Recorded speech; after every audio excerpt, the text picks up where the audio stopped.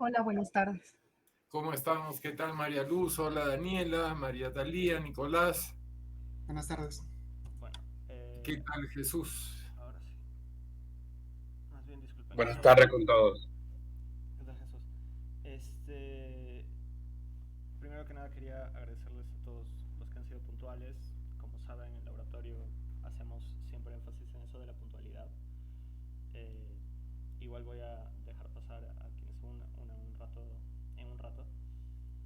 Pero eso, agradecerles mucho por esa puntualidad y agradecerles sobre todo a Carlos por acompañarnos, por aceptar acompañarnos hoy día. Cobra. Sobre todo, y esto normalmente lo hubiera dicho antes, pero ya no creo que haya problema. El tipo de conversaciones del laboratorio, la idea es que sean como quien se toma un café, no son súper como formales. Espero que eso esté bien. Eh, y yo tengo preparados algunos puntos que me gustaría conversar, pero también, obviamente, los participantes, si tienen alguna opinión o alguna pregunta, son más que bienvenidos a realizarla, ¿no? Entonces, el primer punto que me interesaba tocar, un poco porque se supone que se cumplen, creo, 50 años del golpe militar en Chile.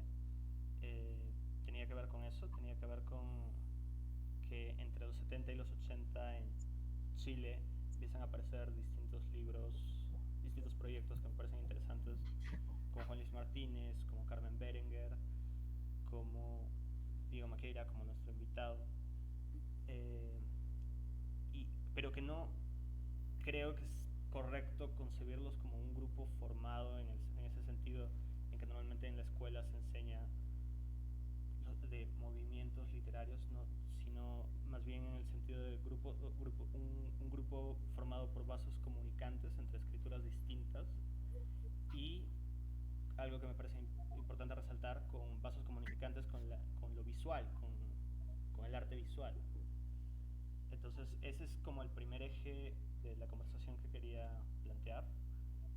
Eh, Te cedo la palabra, Carlos, no sé si... Sí, puedo decir varias cosas. Eh, Primero, buenas tardes o buen tiempo para todos los que estamos acá, incluso aquellos que quizás quisieran estar y no están. Eh, Obviamente pasa medio siglo antes del golpe militar. O sea, no, hay que ver esos 50 años, parece una cifra, pero es medio siglo, digamos. Y si pensamos que la vida de las personas abarca más o menos 100 años, o sea, no más que eso, no por la edad que tengan, sino que porque tú te construyes hasta tus abuelos y después te construyes hasta tus nietos, y esos son 100 años, y no es más que eso, independientemente de lo que tú. Entonces esto es la mitad del espectro de vida que una persona es capaz de captar, ¿ya? Y por lo tanto, claramente es un plazo muy largo, muy largo. Sin embargo, hay ciertos hechos que por su violencia, y estoy hablando no solamente en violencia física, sino en violencia de vida, ¿ya? Evidentemente te marcan, ¿ya? Y marcan en cierta medida ciertos parámetros con los cuales tú sigues funcionando después. O sea, hay ciertos parámetros que siguen funcionando. O sea, desde ciertas preocupaciones que van a estar siempre presentes, de ciertas inseguridades que siempre van a estar presentes y ciertas certezas, muy pocas, pero ciertas certezas. Ahora, con respecto a lo que pasa entre los 70, o sea, todos los 70, entre el 70 y el 80, yo nací en 1950, o sea, el año 70 tenía 19, 20 años, ¿ya? Uh, por lo tanto, ya la formación escolar estaba completa, ya estaba entrando en el sistema universitario. Uh, Y evidentemente en el caso de Chile, y quiero hacer la aclaración que no se trata solamente de Chile, sino que estos cambios políticos que se producen en varios ámbitos. En Chile tendemos a pensar nosotros, a mirarnos como isla, digamos, ¿ya? Y siempre somos distintos, lo cual es una mentira. Eso no es así, ¿ya? Entonces se produce dentro de eso, y hay que pensar, digamos, que toda la década del 60 es donde se inicia el periodo de las revoluciones en América, ¿no? El periodo de las revoluciones, ¿ya? Desde el 59, pero siguen unas y otras y otras, hasta llegar a la revolución conservadora, ¿ya? Que es en Argentina, en el Perú mismo, en Bolivia, bueno, en Chile, en Paraguay, etcétera, etcétera. Entonces es una época bastante convulsionada. No sé qué época no es convulsionada. Lo que pasa es que la convulsión tú la percibes más cuando te ves muy cercana. Y te ves muy cercana cuando tú estás muy consciente de lo que está pasando, o muy inconscientes también al mismo tiempo, pero sí percibes. Ahora, por lo mismo, si bien es cierto, el golpe del 73 es una especie de guillotina, ¿no? Es muy, muy fuerte. En las artes había ya algunas manifestaciones, ¿ya? Que daban cuenta de un cambio no quiero decir de paradigma, pero un cambio en cuanto a la percepción de qué es lo que no estábamos iniciando, ya que no estaban iniciando, sino que ya llevaba mucho tiempo trabajando, que algo estaba cambiando. Había un problema en el caso de la literatura, con la lengua. Había un problema, no funcionaba en los términos de cómo tú sentías o pensabas tu relación con la lengua y con el mundo, ¿ya? En el caso, me voy a referir a Chile, ¿no? Hay que pensar que nosotros estábamos con la égida tremenda de ese tremendo paraguas que es Pablo Neruda, pero ya desde el año 58 estaba Nicanor Parra, ¿ya? Y desde el comienzo de los 60 ya aparecía Violeta Parra, ¿ya? Yo tuve la suerte de escucharla muy joven porque vivía en Concepción y ella había sido entrevistada en la radio de la Universidad de Concepción porque fue a algunos cursos de verano del año 1960, creo que. Y fue una cosa impresionante para mí escuchar esto que era absolutamente distinto a lo que... y hay un libro bien importante ahí que se llama Relación Personal de Gonzalo Millán, ¿ya? Que cambia por el modo de acercarse a la escritura, que cambia un poco el mundo que estaba presente en estas égidas muy grandes, digamos, que eran estos autores que acabo de nombrar. Y ya había algunos elementos que tendían a cambiar. O sea, yo te digo, antes del 73, yo ya conocía, por la internet de la época, que eran cartas, por si acaso, por la internet de la época, ya conocía algunas cosas que estaba haciendo, o me habían hablado de Juan Luis Martínez, ¿ya? Después también había visto en una revista que se hacía en el norte de Chile, en Arica y en Antofagasta, a pesar que tiene una tremenda distancia, pero ¿ya? Una revista que se llamaba Tebaida, que hacía, que la diseñaba Guillermo Deisler, que produce un cambio fundamental en cuanto a la visualidad, ¿ya? Que después ha sido más valorado, pero ya había aparecido. Entonces, efectivamente, hay una serie de elementos que indicaban que se estaba reconstituyendo cómo trabajar las artes en general. En general, ¿ya? Y eso se aceleró y radicalmente se hizo más necesario en el momento del golpe, ¿no es cierto?, en que se produce una aniquilación desde las personas a la vida cotidiana y al lenguaje, y la visualidad, y la sonoridad, etc. En Entonces las primeras manifestaciones empiezan a aparecer a fines de la década del 70. Yo pienso, la primera cosa más fuerte que aparece es la revista Manuscrito, que creo que es del año 74-75, del Departamento de Estudios Humanísticos de la Escuela de Ingeniería de la Universidad de Chile. Que existiera eso desde antes, pero que existiera un departamento de estudios era parte del cambio que se estaba produciendo y que es cortado. ¿Ya? Y en esa revista aparece un trabajo de Parra, unos trabajos con imágenes, digamos, ¿ya? Con dibujos de él. Aparece un trabajo de Ronald Kay acerca de los Selknam. Aparece un matrimonio en el campo de Raúl Zurita, digamos, que está presentado incluso con unas imágenes, te fijas, eran el poema estaba, los textos estaban incluidos en unos cuadros, si tú quieres, que fueron fotografiados. Esos son elementos, a mi entender, que ya te indicaban, digamos, que el cambio del lenguaje era absolutamente, que ya estaba en el habla de la sociedad, ¿ya? Lo que hacen en este caso los poetas, los escritores o los artistas es percibir el material con que están trabajando, empiezan a percibir aquellos cambios, quizás inconscientemente, aquellos cambios que ya están en la sociedad, o sea, no los inventan los artistas, para nada. Un poco eso en general. Una cosa que dijiste sobre lo de la crisis con el lenguaje me pareció interesante porque justo otra de las cosas que había notado era sobre Aguas Hervidas, que es tu primer libro, creo. Sí.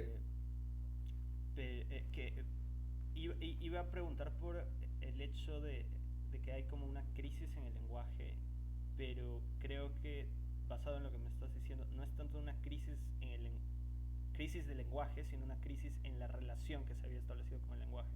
Exacto. Eso es. Eso es. Y ahí me parece interesante porque a veces en muchas situaciones de crisis, y esta es una idea que quizás le estoy robando un poco a Eduardo Milán, como que la gente demanda un lenguaje claro, ¿no? Y lo interesante es justamente que Aguas Hervidas fue por el otro lado, no es el lenguaje claro, no es el lenguaje claro es la crisis. Claro. Esa es la crisis. O sea, cuando existe certeza en el lenguaje, quiere decir que el lenguaje no está cumpliendo su función, a mi entender. O sea,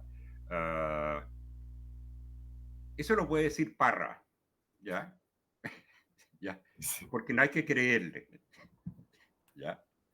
Porque no hay que creerle lo que está diciendo. No quiere escribir una cosa fácil. Si hay un texto difícil de manejar, digamos, es lo que escribe Parra, los poemas y antipoemas, ¿ya? O sea, más que difícil, tiene tantas capas de sentido, ¿ya? Más la ironía, que evidentemente no es un lenguaje claro, ¿no? O sea, la crisis del lenguaje es cuando el lenguaje pretende ser claro. La prueba más patente de eso es el lenguaje militar, que es muy claro. O sea, es clarísimo.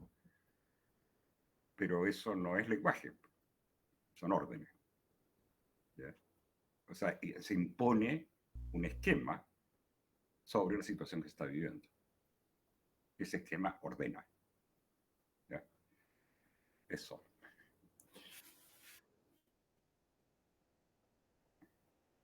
un poco de un lado a otro, disculpa. Pero justo viendo eso del el lenguaje de Internet, que desde luego el lenguaje de las redes sociales es un lenguaje que busca ser claro, porque las redes sociales son esencialmente un mercado donde la gente vende productos. Entonces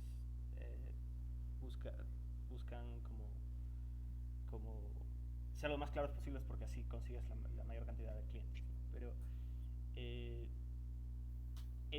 eso actualmente se hace como una distinción entre el Internet 1.0 y Internet 2.0, donde esa distinción es algo así como que el Internet 2.0 es este nuevo Internet privatizado, y el Internet 1.0 era el Internet que en un inicio pareció que era como el viejo oeste, donde no hay regulaciones y uno podía ser como más libre creativamente hablando. Y más o menos en esa época, los primeros años 2000, tú hiciste unas publicaciones que son completamente virtuales. Por cierto, que todavía se pueden, ahorita les copio el URL en el chat, porque todavía se puede acceder a esas páginas. Y es un proyecto que me parece muy interesante, porque en algunos casos funciona mejor que muchos poemas virtuales que se hacen hoy en día. Y tienen toda esta posibilidad no sé si lo de texto no lineal le va, porque no sé dónde habría una línea, pero tiene ya juegas al inicio de los 2000 con un montón de cosas que la gente como todavía estamos descubriendo del internet, en cuanto a las posibilidades de que sea otro tipo de publicación. ¿Sabe? En eso, ¿te puedo interrumpir? Adelante. Sí. Mira, ahí hay dos cosas, digamos, con respecto a eso. Y en esto vuelvo un poco a los 70, digamos, ¿no? Fíjate que una de las cosas que caracteriza ese momento, digamos, por decirlo de alguna manera, es que empieza a percibirse que los soportes son parte del sistema. ¿Ya? Hay que pensar, digamos, que en el caso de la literatura estaba el libro. Bueno, existen las hojas volantes, ¿no? Existen hace mucho tiempo, pero el libro, y el libro es el libro como lo entendemos, ¿no? Digamos, tiene toda una lógica que obedece a la racionalidad, o sea, las cosas empiezan por el principio, terminan al final, en una tapa, etcétera, etcétera, pero tiene siempre cierta lógica de lectura. Sin embargo, rápidamente tú empiezas a darte cuenta que esa lógica de lectura, ¿ya?, que implica un relato, empieza a chocar con la ilógica con que tú te relacionas con un montón de gente. O sea, piensa tú que y después me voy al 2000 inmediatamente, piensa tú que cuando yo tenía 18, 19 años, estaban los Beatles, estaba Violeta Parra, estaban los hippies, estaba la Revolución Cubana.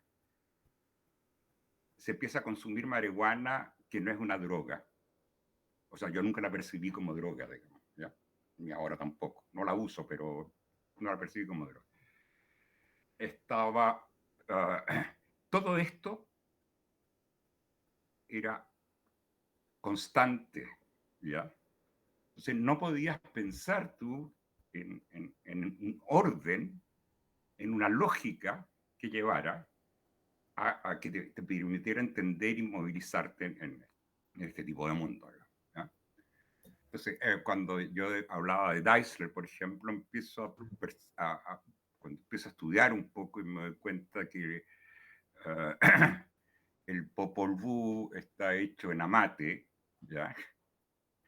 Ya, cuando empiezo a entender que las piedras hablan, que el único soporte de la escritura no es el papel, ¿ya? El papel tiene 500 años, como libro, ¿no? Aproximadamente, ¿ya? Cuando se difunde más, digamos.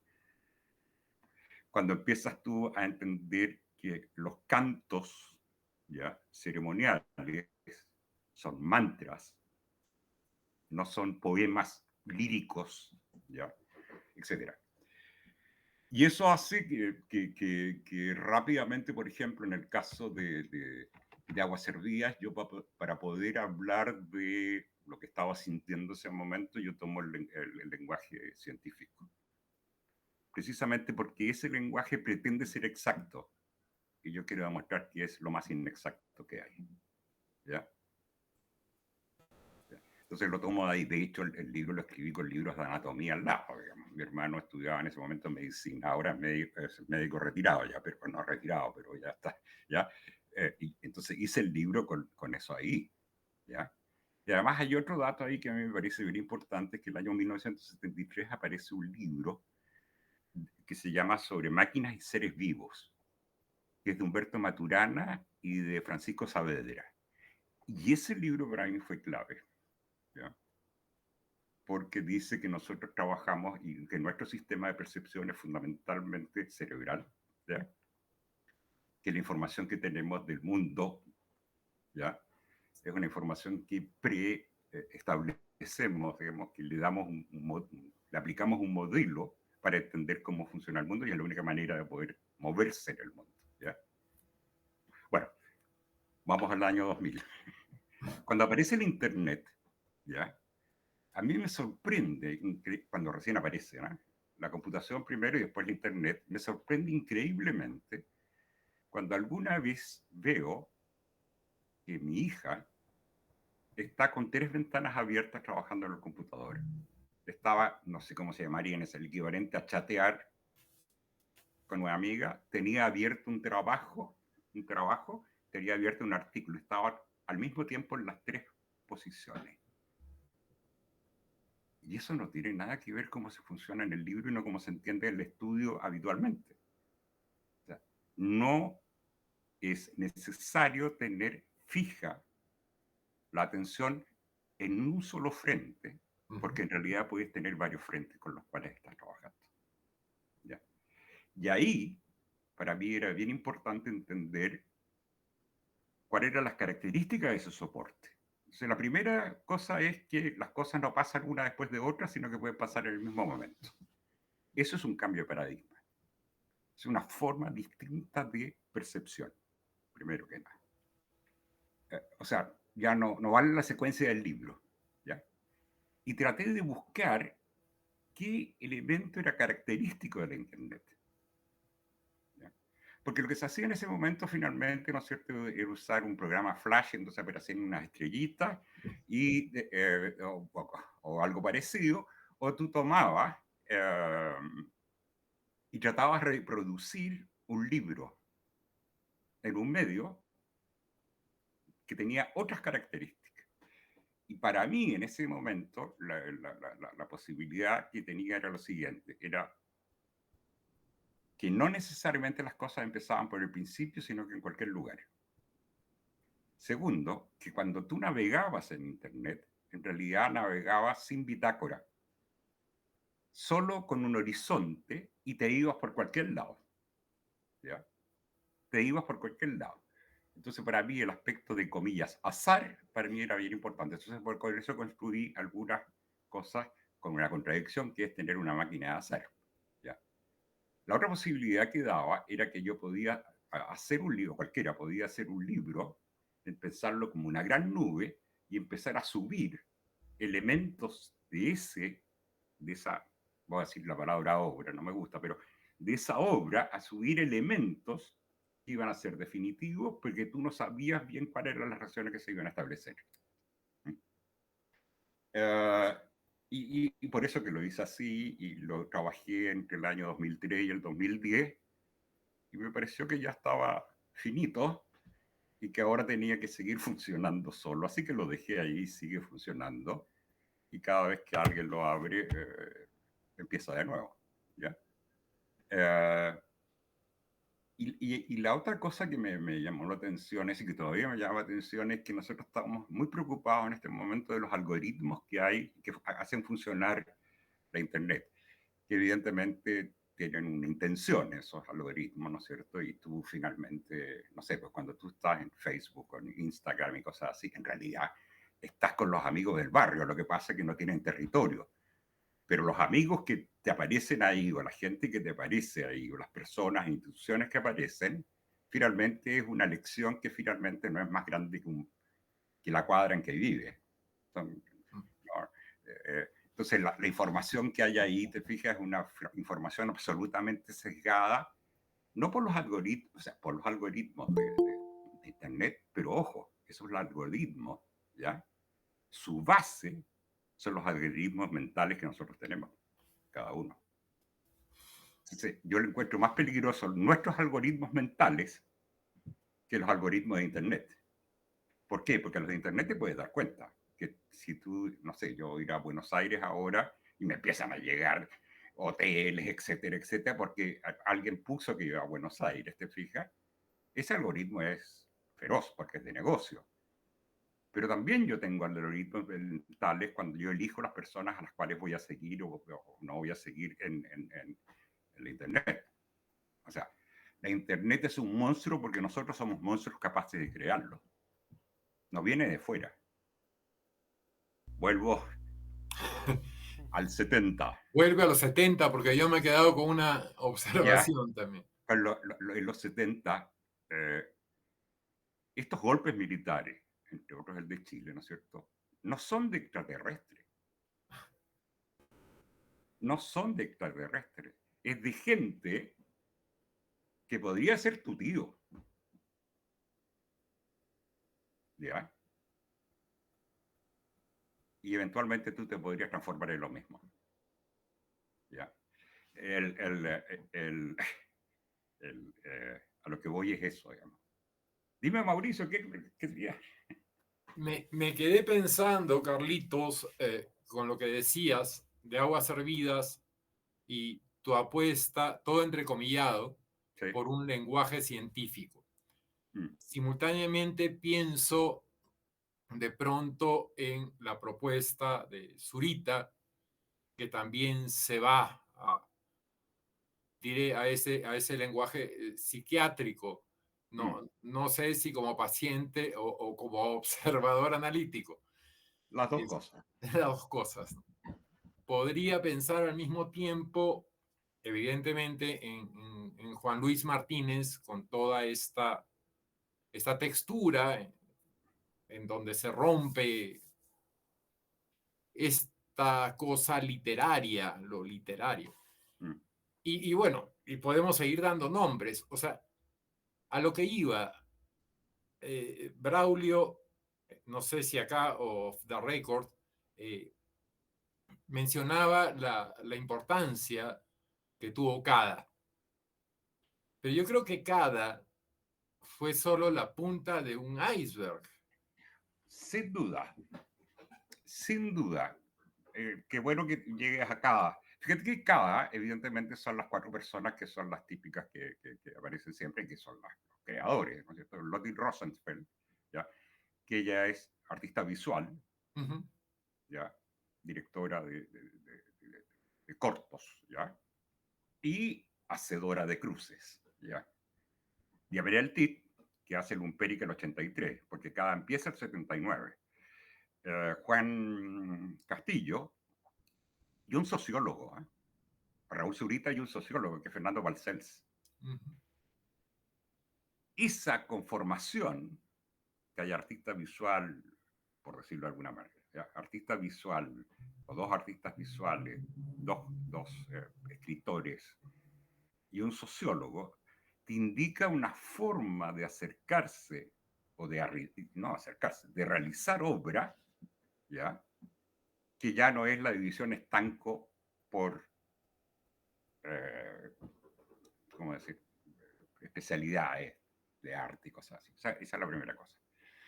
Segundo, lo que a mí me parece interesante que recoge lo que venía desde antes, pero lo hace evidente, ¿ya?, con las acciones, es que en el 79, en esos años, digamos, el 77 había sido brutalmente violento en Chile, ¿ya? Recoge lo que se hacía en pequeños cenáculos y lo lleva a la esfera pública, ¿ya? Entonces, y después Raúl escribe en el cielo, después tiran, hay Sudamérica, tiran los panfletos, la cosa de la leche, digamos. Fíjate que lo que hacen, ¿no es cierto?, es poner en escena, ¿ya?, algo que era reducido a a los grupos más pequeños, digamos, como resistencia. Y la resistencia se hace evidente, ¿ya? Y no directa, sino que apuntando a la leche, apuntando al cielo, apuntando a la cordillera, etcétera, etcétera, ¿ya? Pero esos actos más conocidos son, mira, yo participé un par de veces en actividades del CADA, ¿ya? Pero no estas grandes, sino que en la población La Victoria, leyendo en una parroquia con una gente, en Maipú, leyendo con otra gente, con la gente del lugar y cosas así. Y ahí hay una situación, no es anécdota, es una situación que a mí me parece que es bien importante recalcarla. Fíjate que me acuerdo haber estado, no sé qué año sería, 80, 81, haber ido a una población, cuando digo La Victoria, una población, una toma emblemática en Chile. Me carga que sea emblemática, es un horror lo que pasó, digamos, cuando se hizo, digamos, y la forma de vida. ¿Hasta cuándo seguimos con los emblemas y las señales? No, vida dura, ¿ya? Y vamos ahí a leer con la gente, se filma, etcétera, etcétera. Y en una pared de vidrio, o sea, una pared de ventanas pequeñas, ¿ya? Estaban puestos poemas, ¿ya? Escritos a máquina, pegados sobre unos cartones. Y cuando salgo de ahí al patio, digamos, ¿ah? Y veo sobre lo que estaban puestos los poemas, eran carátulas de discos, de vinilos, perdón, vinilos, ¿ya? Carátulas, y las carátulas no eran del canto revolucionario, las carátulas eran de rock duro. Esa situación para mí es clave. Cuando el CADA va a estos lugares, descubre también que el soporte de la poesía de denuncia es rock pesado. Ya. Eso. O sea, a lo que voy es lo siguiente, aparecen muchas. El CADA, ¿no es cierto?, pone en circulación lo que sí está pasando en muchos lugares y lo escenifica. ¿Ya? Y esa es la gracia, lo escenifica. Y lo que, a ver, a lo que veo lo siguiente, es colectivo de acciones de arte, no es colectivo de poesía, no es colectivo de visualización, no es colectivo de música, de acciones de arte. O sea, el arte entendido como una forma de actuar, el arte entendido como una forma de percibir y señalar un actuar que se hace dentro del propio arte, pero que sí tiene injerencia en quienes no quieren estar ahí, no lo ven, o sí lo ven y les gusta. ¿Ya? Entonces, es un movimiento que cristaliza y hace explotar una situación bastante más general, que después se manifestó mucho más fuertemente en la nueva escena de la pintura directamente. ¿Ya? Ahora, es interesante que este núcleo más fuerte, digamos, que son escritores que no escriben poemas o no escriben novelas, escriben otra cosa. Son artistas visuales que no hacen cuadros, ¿ya? Sino que actúan y ponen en escena ciertas situaciones visuales. No hay músicos. Ojo. No sé por qué. Y queda una serie diré, de escrituras pululando alrededor, pero que no son parte. Estoy pensando específicamente ahora en el buen Rodrigo Lira, Sí. para mí olvidado injustamente a ratos. A ratos, sí. Pero que nos hablan de una ruptura, y quiero hacer acá un pequeño paralelo. una ruptura con lo literario, o sea, lo Exactamente. literario, que creo que me entiendes perfectamente, Sí. que ha sido un poco, ni siquiera el colchón, el king size, ¿Ya?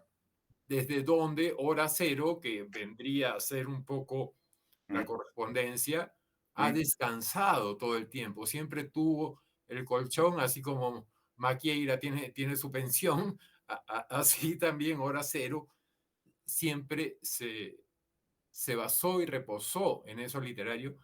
Diré ustedes, cosa que no me gusta decir, mm, pero ustedes sí tienen una conciencia de esa ruptura sí, de lo literario como campo de conocimiento, del arte, el arte con mayúsculas, como otro campo, sino que hay una fusión y hay una exactamente. integración, ¿no? Eso es, eso es, eso es. O sea, eso, mira, para mí es muy, muy clave cuando tú piensas, a ver, han discutido, algunas personas han discutido que mis textos son para ser leídos más que para ser escuchados, lo cual estoy absolutamente de acuerdo. Sin Ujú. embargo, ¿ya? Nosotros escribimos con un alfabeto y las unidades mínimas del alfabeto no significan nada más que un sonido. Por lo tanto, ¿ya? Por lo tanto, la poesía es sonora, quiera o no quiera. Y es visual, quiera o no quiera. ¿Ya?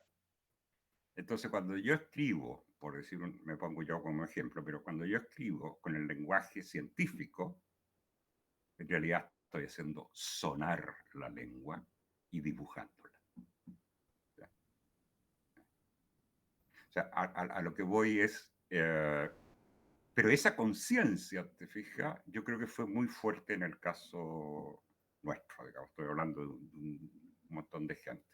Tan fuerte que Elvira Hernández, cuando escribe La bandera de Chile, o sea, claramente se está metiendo en un tema, ¿no es cierto?, en que la sonoridad incluye, ¿no es cierto?, una serie uh, de, de estructuras visuales, como es la bandera, de estructuras visuales que en realidad remiten a la nueva novela también cuando Ujú. aparece la banderita chilena en la mitad. ¿Ya? Ahora, el ser conscientes de eso yo creo que obedece a fundamentalmente a una preocupación por el estudio, etcétera, etcétera. O sea, hay una preocupación muy fuerte por estudiar muy fuertemente de qué se trata todo esto, digamos. Pero ese estudio se hace en acción, no es aparte, digamos. Fíjate que casi todos los que trabajamos de esa época allí, casi ninguno siguió la carrera académica. Eso, Casi ninguno siguió la carrera académica. Ahora últimamente Diamela está haciendo clases, pero está haciendo talleres, etcétera, etcétera. Ya, pero más que clases, ¿te fijas? ¿Por qué no siguieron la carrera académica? Porque se dedicaron a pensar su propio quehacer. Y la carrera académica implica estudiar el quehacer de otros. ya. ¿Ya? Entonces se dedicaron a hacer su propio... y después, si tú piensas todo lo que puede ser muy discutible, todo, pero cuando piensas todo, cuando aparece la nueva escena, en el caso de la pintura chilena, digamos, ¿ya? Aparece todo un aparataje conceptual al lado, ¿ya? No es indispensable para la pintura, pero sí para acercarse a ella, ¿ya? Tú lo puedes hacer igual, ¿ya? Pero cuando yo pienso en las pinturas, eh, o sea, desde el pensamiento de análisis que se hace en la obra de Dávila, por ejemplo, Ujú. si no se hubiera hecho eso, posiblemente la obra de Dávila hubiera pasado un poco más desapercibida de lo que está. O la obra de Carlos Lepe, que hace performance, si tú quieres, no sé cómo llamarlo. ¿Mm? Incluso Vicuña, ¿no? Sí, claro, No te quiero claro, o sea, sabotear tu agenda, Braulio. ya, y listo. Bien, para no monopolizar la conversación, quería preguntar si no había comentarios de los participantes o preguntas. Yo, Adelante.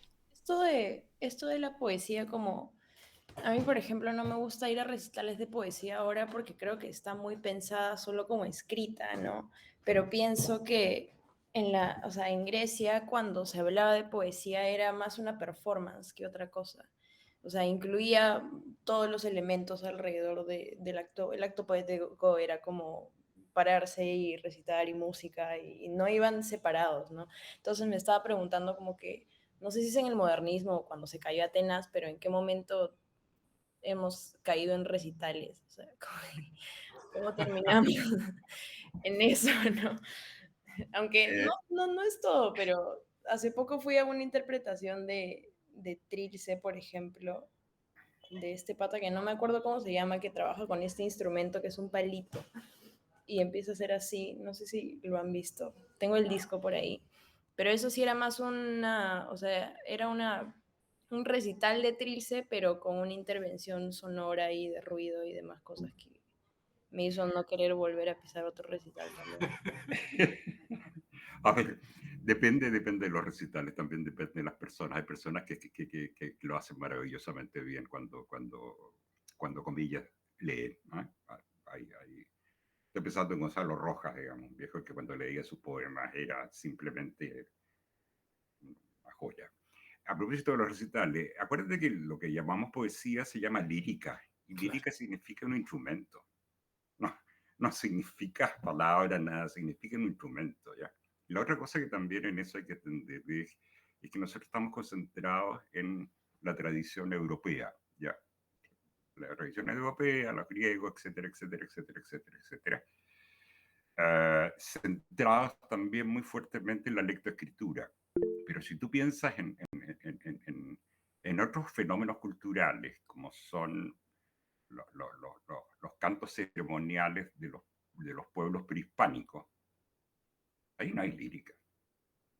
Hay canto ceremonial, que es medicina, que es historia, que es consejo, que es, comillas, belleza, digo comillas, belleza, que es sonoridad, que es filosofía, y ahí, en esa cultura, están funcionando.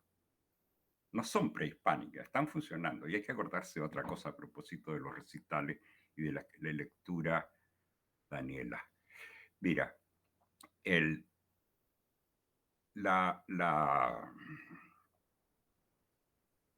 ¿cómo explicarlo?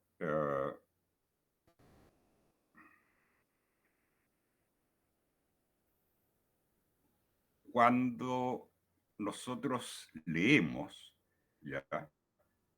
Cuando leemos, ¿ya? O asumimos que la lectoescritura es la base de nuestra civilización, lo cual es más o menos cierto, ¿ya? Sin embargo, parte muy importante de nuestro conocimiento, acercamiento al mundo es oral. Ahora,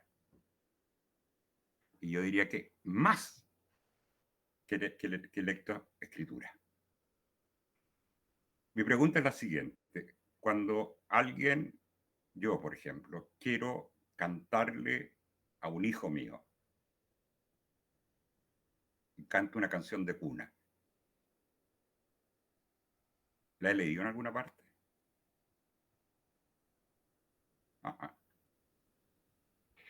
Cuando quiero acercarme a los dioses o a las entidades espirituales y rezo, o hago una oración, no sé cómo decirlo, ¿ya?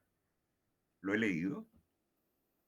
Resulta que en el siglo XXI, con los algoritmos, con la internet, con todo, cuando quiero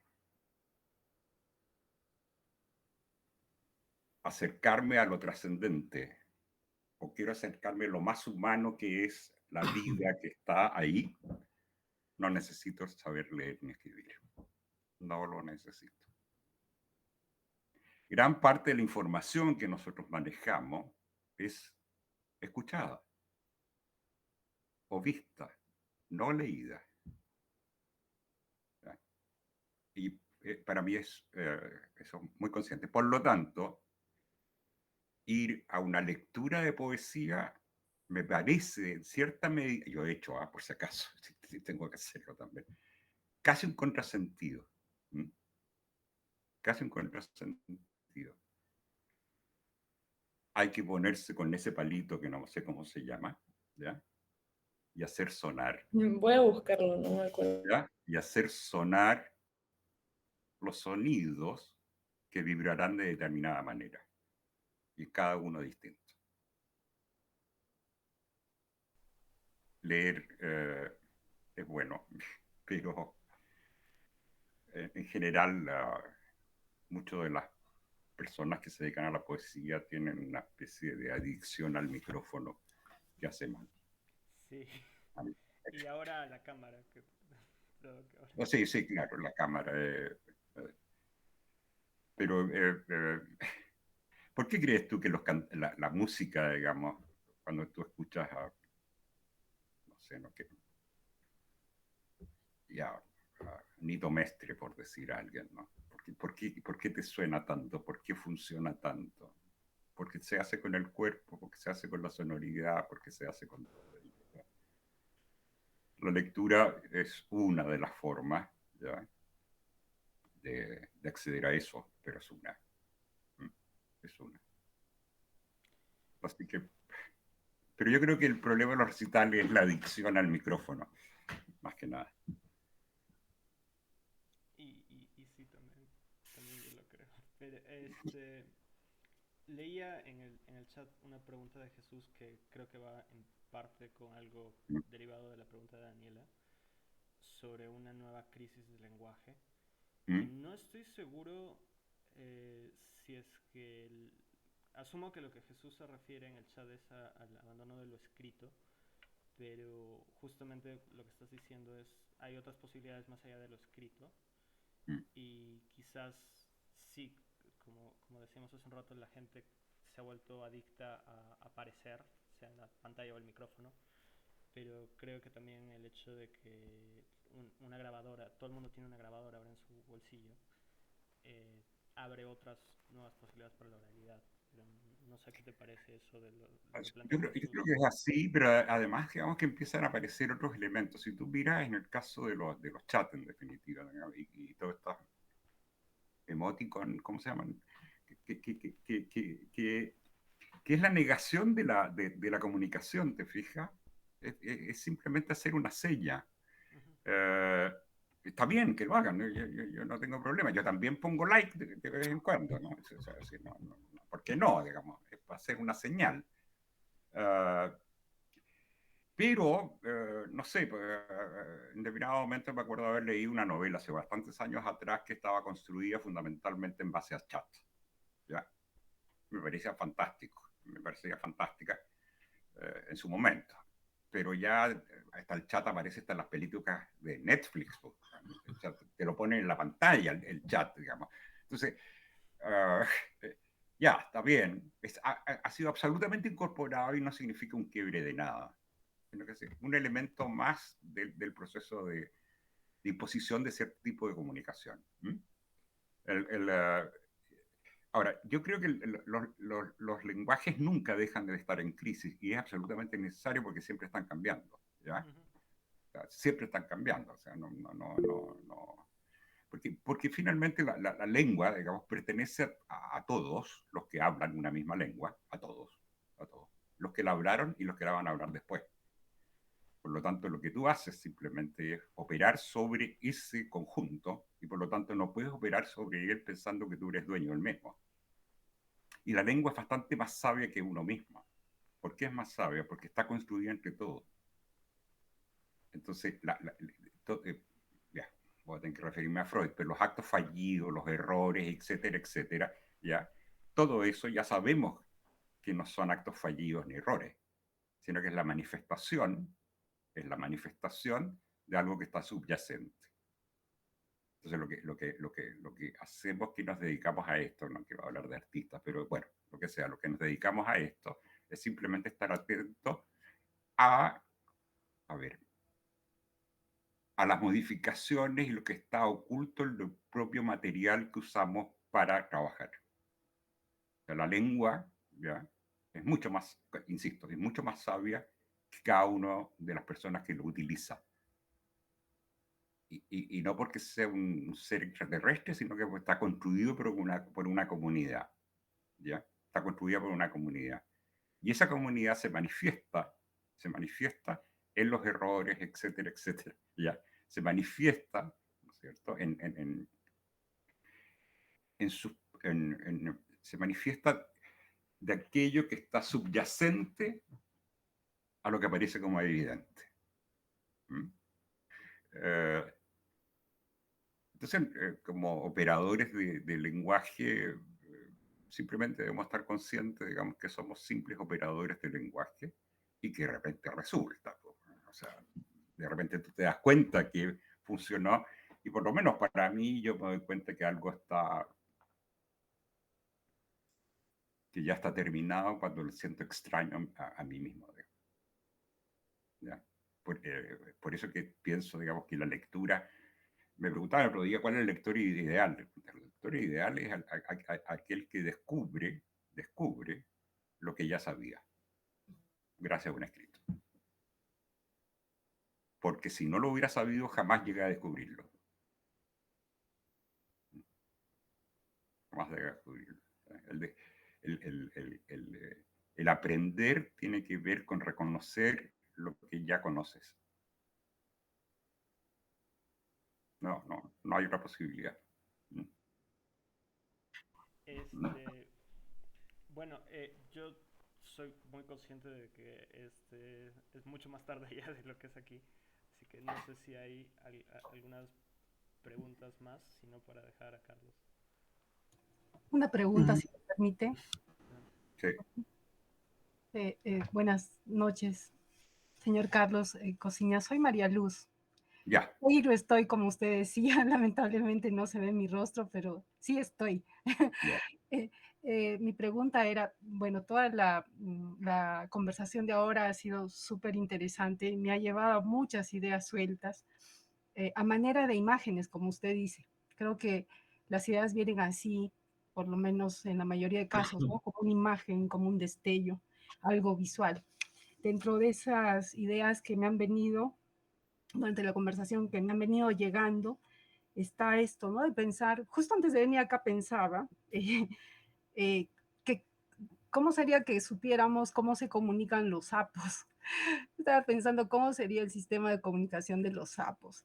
Y yo estaba haciendo un paralelo al respecto del lenguaje humano, justo en el paradero, porque lamentablemente el tráfico está horrible acá en Arequipa, entonces estaba perdiendo el tiempo o ganándolo pensando esas cosas. ¿Cómo se comunican los seres humanos? ¿Cómo se comunican los sapos? ¿Cómo se comunican los pájaros? Porque debe haber algún código para que ellos también hagan los nidos de la misma manera y en los lugares más adecuados. Entonces, todo esto es sumamente interesante porque, como usted dice también, la calle nos habla en un lenguaje especial y tal vez en eso subyacente, en esas fallas ortográficas de los grafitis, ahí está lo que la gente quiere comunicar y, como usted dice, está oculto y no se expresa. Nadie lo va a decir en un noticiero de las 8 de la mañana en esos términos, ¿no? Que pueden resultar hasta violentos. Por ejemplo, ahora al ir a mi trabajo había un sello con pintura roja en una pared de sillar blanquísima que decía, me enfermas, ¿no? Esa imagen puede chocarle a cualquiera, ¿no? Pero considerando que es un mensaje en la calle, uno se pone a pensar mil cosas.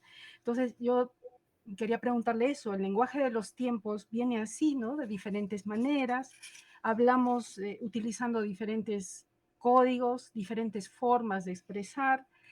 Por ejemplo, a mí me llama la atención las señales de tránsito, las señales de tráfico. Me impresiona mucho la E con la diagonal, ¿no? Que para mí, no sé por qué cada vez que veo esos símbolos me parece como que dijera no existir o no estar en lugar de decir no estacionar. Entonces, ese lenguaje de la calle me parece interesante y todo lo que usted ha dicho en cuanto a la tecnología, creo que también está inmerso en eso, ¿no? En ver qué nos dice la sociedad, qué nos dice nuestro tiempo. Le agradezco mucho por todo lo que nos ha enseñado esta noche. Un abrazo. Muchas gracias. Pero ese no estacionar, no existir, me parece notable. Notable en el sentido siguiente, digamos, posible. Esa es una lectura tuya. Pero esa lectura tuya está predeterminada por el uso de un lenguaje. O sea, eh, eh, no es una locura. Está ahí. No es una interpretación personal. Es encontrar una posibilidad que ya está dada.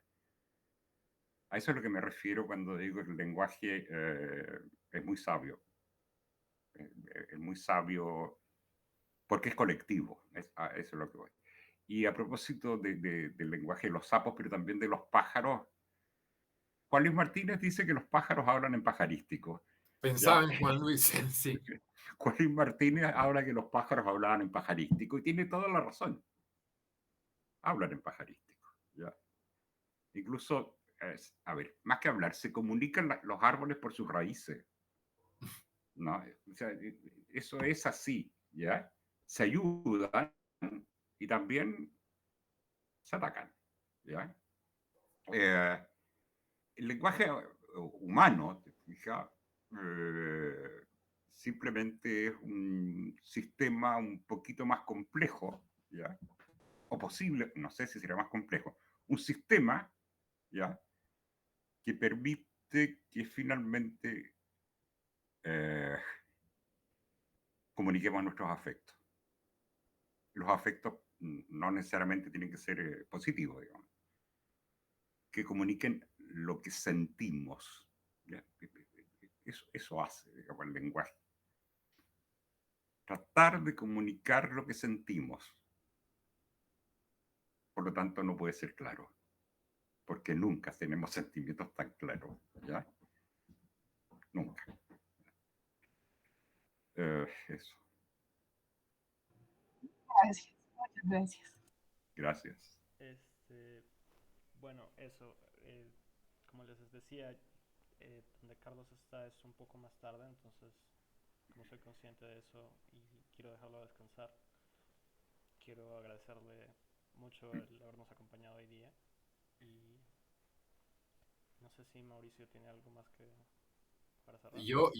Yo le voy a recordar deudas a Carlos porque nos debemos la conversación trunca en Arequipa y nos debemos la conversación la última vez que pasaste de largo en Chile y graciosamente mal acompañado, estoy pensando en nuestro amigo Winter, y tampoco pudimos detenernos, así que nuestro saldo de deudas va creciendo, Carlitos. Así es, y tengo muchas ganas. Tú sabes que yo, no, perdón. Yo a la única ciudad del Perú que he ido, al único lugar que he ido es a Tacna. Oh, Y me parece rarísimo. Y quiero conocer la Ciudad Blanca de todas maneras, aunque haya problemas de tránsito. Quiero conocer la Ciudad Blanca. Y fíjate, el otro día me preguntaban, a propósito de una cosa de Argentina, me decían, ¿cuáles son los poetas de la gran tradición chilena que usted reconoce? Primero yo contesté, no los nombres de las personas, sino de los libros. Y en la mitad digo, en literatura las fronteras se desvanecen en el aire.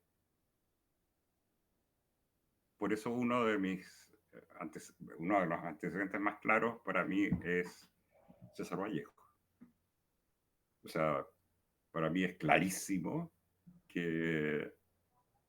Porque yo soy peruano también, digamos. A eso es lo que voy. Me acuerdo una vez, voy a terminar con esto, una anécdota. Esto es de viejo, ¿eh? El año de viejo, porque soy viejo, digamos. El año 2012 yo estuve en Arica, en una cosa, y me encontré con Inostroza. Uy, ya. ¿Ya? Y conversamos, y con él fuimos a Tacna, ¿ya? Y Inostroza en determinado momento había una casa de 1917 y me dice, ¿sabes? Yo tengo variantes que vivían acá y se fueron al Perú, porque esto era el Perú. Y esa casa fue peruana alguna vez. Y ahí está.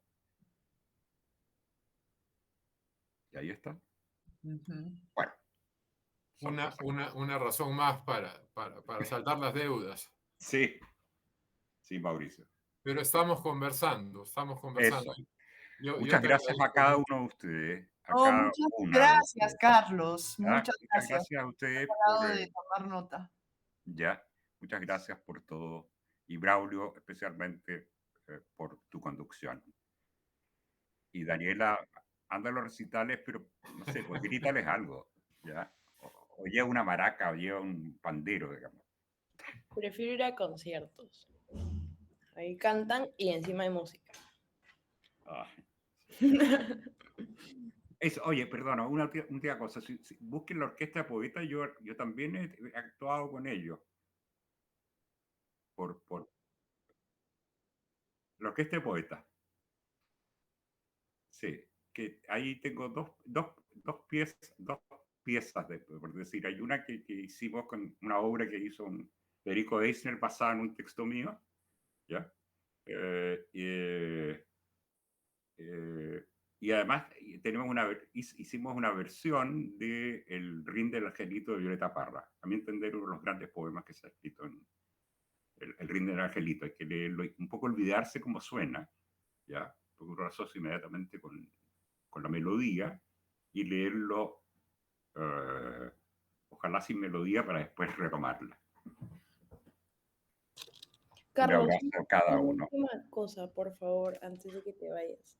Que Justo con este proyecto que tienes en internet, que sí lo había visto antes, me quedé pensando en, yo a veces, cuando estoy, digamos, perdiendo el tiempo, me meto a la página de Cumatrón, que no sé si fue creada por un poeta chileno, que es básicamente un bot que hace poesía. O sea, él tira versos, ¿no? Como que crea como 4 versos y cada vez que pones generar PDF te da un poemario nuevo.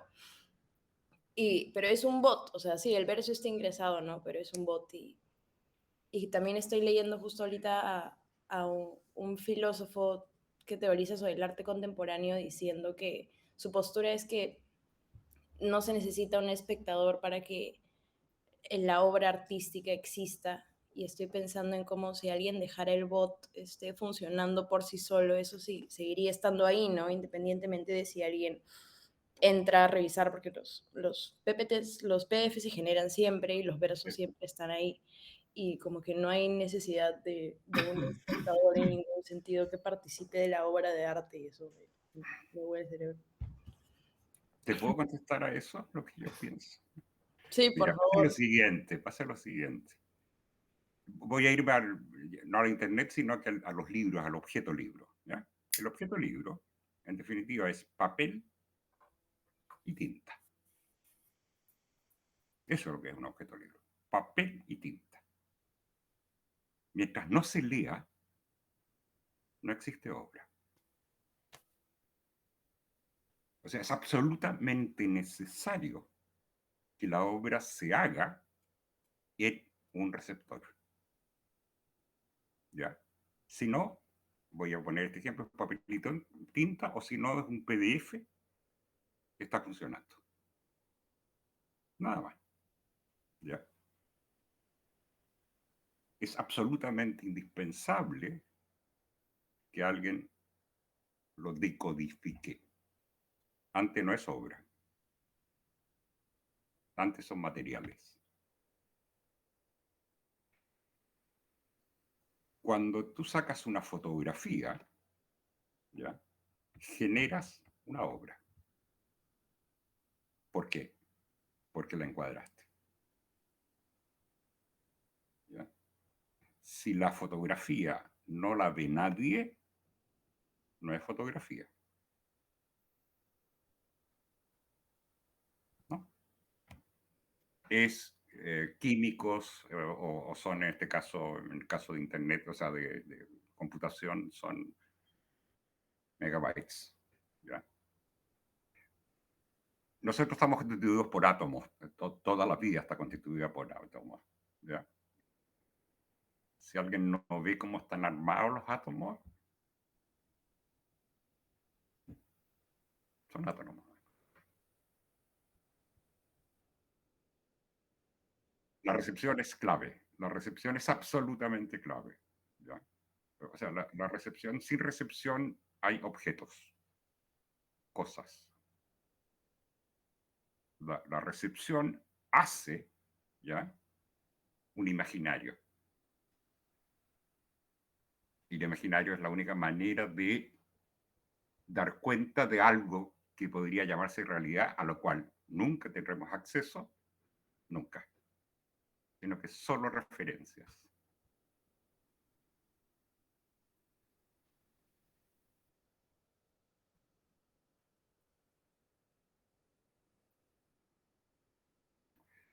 Ok, sí, o sea, eso es así. La comunicación existe en la medida, digamos, que se produzca eso. O sea, cuando tú más...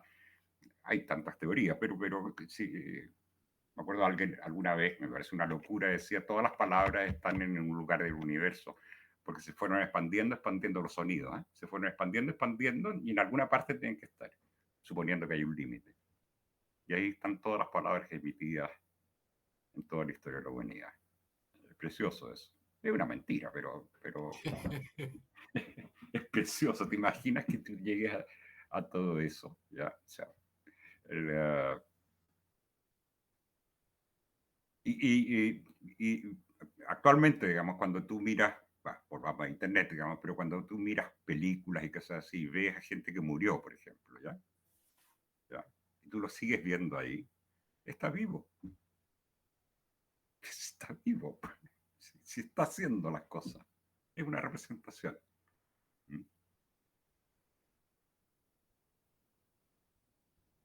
Gracias. Un abrazote, Carlitos. Un abrazo, Alejandra, María Luz, Gracias, Úrsula, un abrazo. Daniela. Estoy leyendo, ¿eh?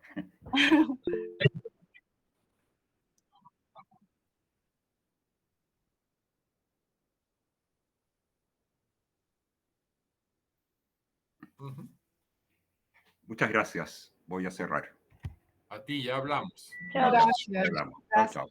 Gracias, hasta luego. Gracias.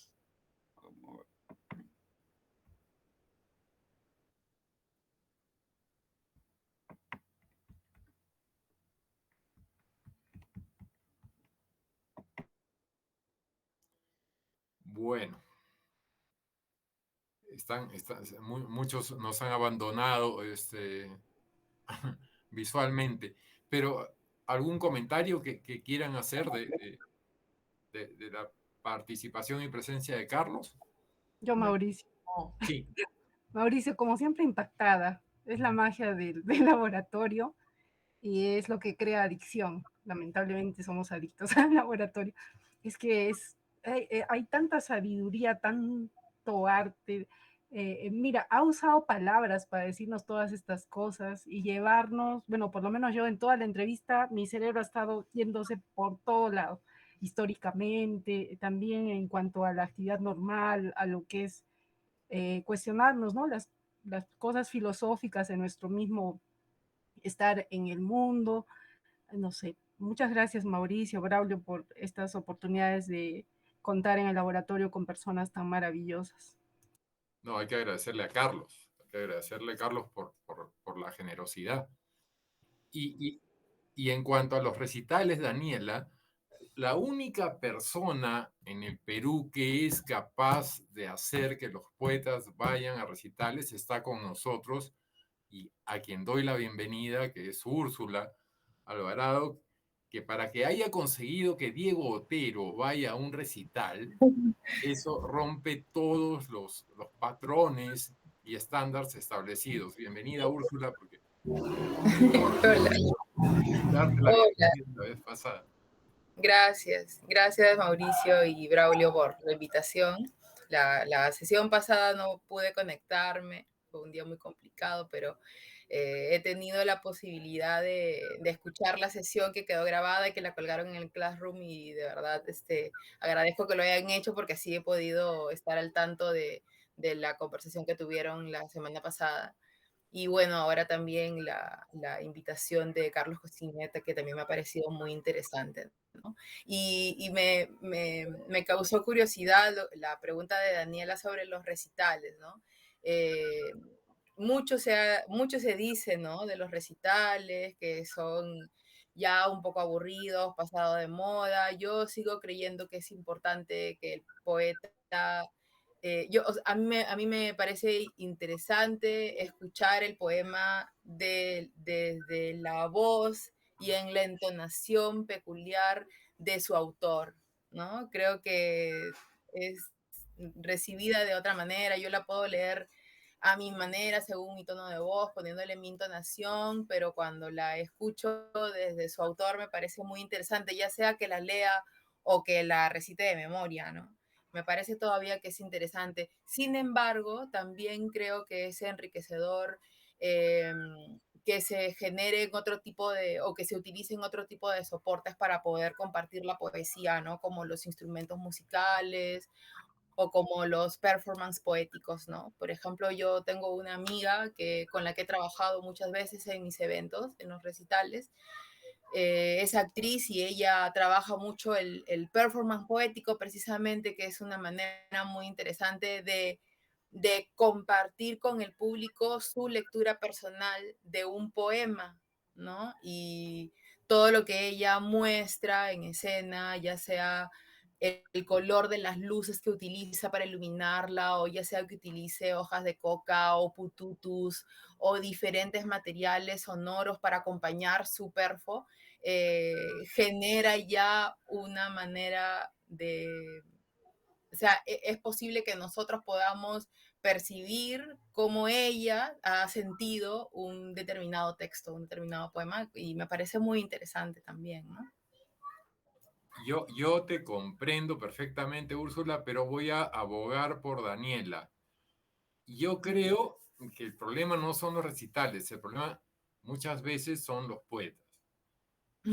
Y esto no lo hubiera dicho hasta que en cierta ocasión, si se vuelve infidencia, no me importa, yo adoraba la poesía de Carlos Germán Belli.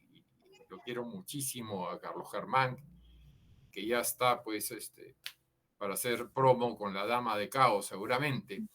Pero el día que Carlos Germán leyó, lo traje acá a Arequipa, me juré que no quería escuchar nunca más un poema leído por el autor. Respetando los recitales, ¿no? O esa microfilia que tienen otros autores que de repente por ahí conoces. Hay uno bajito que parece el de la banda de Choclito, que tú le das el micro, oye, y se lo tienes que quitar, pero con desalojo. Entonces, este tipo de manifestaciones folclóricas peruanas sí me hacen comprender perfectamente lo que dice Daniela, a quien David le manda muchos saludos. Ese fue tipo programa de radio. Yo no tengo la culpa. David Rivera. Digo nomás. Pero bueno, no estoy acá para hablar de Belli y menos de David. Después de haber escuchado todo el discurso de Carlos, me parece más interesante que nunca abordar el concepto actual de parapoesía simplemente con la lectura. No voy a definirles yo lo que ahora se denomina parapoesía, tal vez lo haga después. No sé, Braulio, si el link que te dice puede compartir. Te doy todos los segundos y terceros, pero... Anda aclarando la voz, María Luz, ¿ah?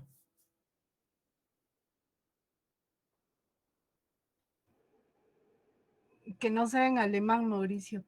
No, por el amor de Dios, más claro que el agua. Tengan en cuenta todos los conceptos vertidos por Carlos y vayamos al texto ahora. Ya. ¿Lo leo? Dale. Ya. Disculpen las malas palabras. Yo no quiero ser recuerdo. A la mierda el conformismo. Yo no quiero ser recuerdo, quiero ser tu amor imposible. tu dolor no correspondido, tu musa más puta, el nombre que escribas en todas las camas que no sean la mía, quien maldigas en tus insomnios, quien ames con esa rabia que solo da el odio. Yo no quiero que me digas que mueres por mí. Quiero hacerte vivir de amor, sobre todo cuando llores, que es cuando más viva eres. Yo no quiero que tu mundo se dé la vuelta cada vez que yo me marche. Quiero que darte la espalda solo signifique libertad para tus instintos más primarios. ¿Ahí acaba? No se lee más. Ya. Ah, no, ahí seguía, ¿ves, Braulio? Creo que está muy emocionado. Yo no quiero quitarte las penas y condenarte. Quiero ser la única de la que dependa tu tristeza, porque esa sería la manera más egoísta y valiente de cuidar de ti. Yo no quiero hacerte daño. Quiero llenar tu cuerpo de heridas para poder lamerte después y que no te cures para que no te escueza. Yo no quiero dejar huella en tu vida. Quiero ser tu camino. Quiero que te pierdas, que te salgas, que te rebeles, que vayas a contracorriente, que no me elijas, pero que siempre regreses a mí para encontrarte.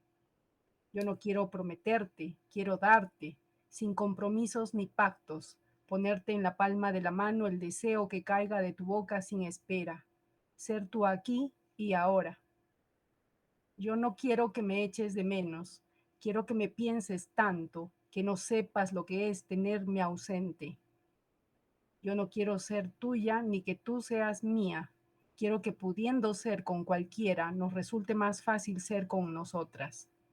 Yo no quiero quitarte el frío, quiero darte motivos para que cuando lo tengas pienses en mi cara y se te llene el pelo de flores.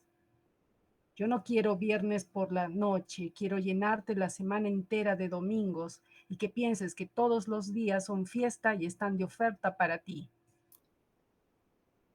Yo no quiero tener que estar a tu lado para no faltarte. Quiero que cuando creas que no tienes nada te dejes caer y notes mis manos en tu espalda, sujetando los precipicios que te acechen, y te pongas de pie sobre los míos para bailar de puntillas en el cementerio y reírnos juntas de la muerte. Qué largo. No, ahí nomás, creo que la idea, algunos estamos sufriendo, creo que la idea queda clara. No, sí, te lo agradezco mucho. Yo quisiera escuchar sus comentarios sin miedo. Después les voy a decir el autor o autora o autore, pero sin roche, por favor, escupan. O sea, ¿qué impresión les lleva? ¿Qué les produce? Es sensorial, o sea, no hay respuesta mala, ¿no? Sácame el cuadro ese, mejor Braulio, que me... No sé, me parece como a veces parecía un amor erótico, pero luego como un amor de mamá a hija, y a veces entre amigas o a veces entre amantes, mujeres. Ya, pero más allá del mensaje o del mensaje cifrado, en cuanto al lenguaje, en cuanto a la estructura, en cuanto a la forma, en cuanto al sentido,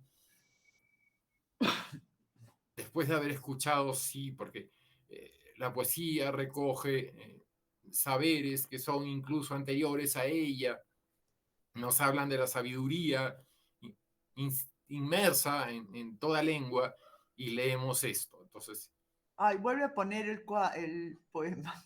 uy, qué mala, decía, pon esa maravilla. Muy directo, creo, Mauricio, cuando... Muy directo, ¿a dónde? Muy lineal, muy directo, muy ay. A ver, mira, voy a leerlo yo, ¿ya? Vamos Nunca a digas dar que... Canción. nunca Parece digas- que fuese la versión de esa, la de Joaquín Sabina, ¿No es cierto? sí, Ya. sí. También me parecía a mí, ¿sabes qué? Pimpinela. Sí, pues, a ver. Yo no quiero que me necesites, quiero que cuentes conmigo, acuérdense de Benedetti. hasta el infinito y que el más allá una tu casa y la mía. Yo no quiero hacerte feliz, quiero darte mis lágrimas cuando quieras llorar. Y hacerlo contigo, sí, y hacerlo contigo, regalarte un espejo. Cuando pidas un motivo para sonreír, adelantarme al estallido de tus carcajadas. Me estoy sintiendo mal, adelántame eso, Braulio, por favor. Ya perdí las carcajadas. Cuando la risa invada tu pecho, invadirlo yo, cuando la pena sobre tus ojos. Yo no quiero que me tengas miedo, quiero amar a tus monstruos para conseguir que ninguno lleve mi nombre, se dio por aludida. Yo no quiero que sueñes conmigo, quiero que me soples y me cumplas. Yo no quiero hacerte el amor, quiero hacerte el desamor. Ahí acaba, parece. Pensé que eso de no hay mal que dure 100 años. Yo no quiero ser recuerdo, mi amor, quiero que me mires y adivines el futuro. Por ahí dijeron muy directo, sácame eso, ya le dimos gusto a Alejandra, ahora respeta por favor mi salud mental. Bueno, yo, Mauricio, disculpa, a mí me parece, o sea, la primera impresión que tengo es que es muy trillado, ¿no?